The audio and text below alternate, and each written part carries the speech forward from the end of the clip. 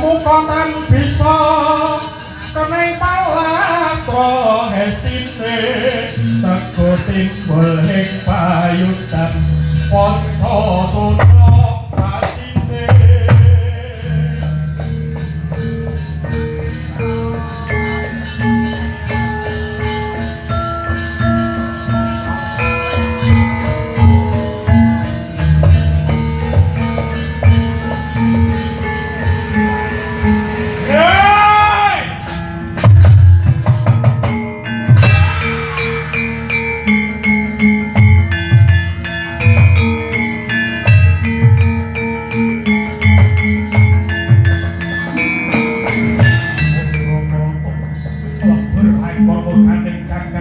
Rahwana ayo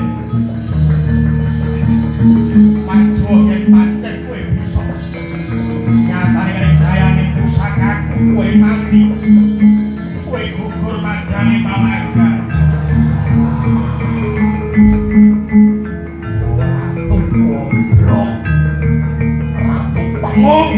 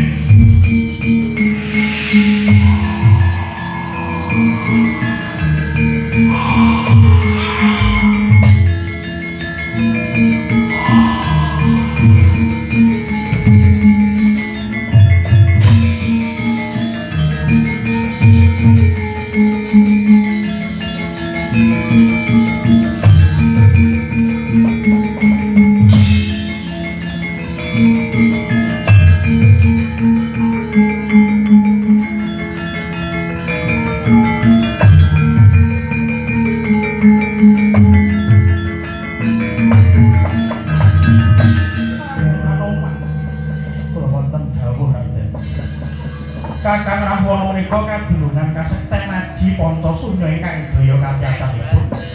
Boten badhe pejah lamun sarangguning kulit masih ngambah Bantala pramila saking menika Raden. Supados enggal rampung kamurkaning Kakang Rahwana hanyering lumepasing Marastra Kyai Guwa Wijaya. Pusananipun sakanipun Prabu Rama Wijaya kae paduka kula atur ambedol gunung sakembaran ingkang nami Gunung Mungkrungan. Ingkang dumadi saka mustakanipun Raden Sundara dari salah sawijining putra Kakang Rahwana ingkang dipun perjaya dening Kakang Rahwana. Lajeng kados makasih atol apal. Sasampunipun kenging pusaka panah Guwa Wijaya.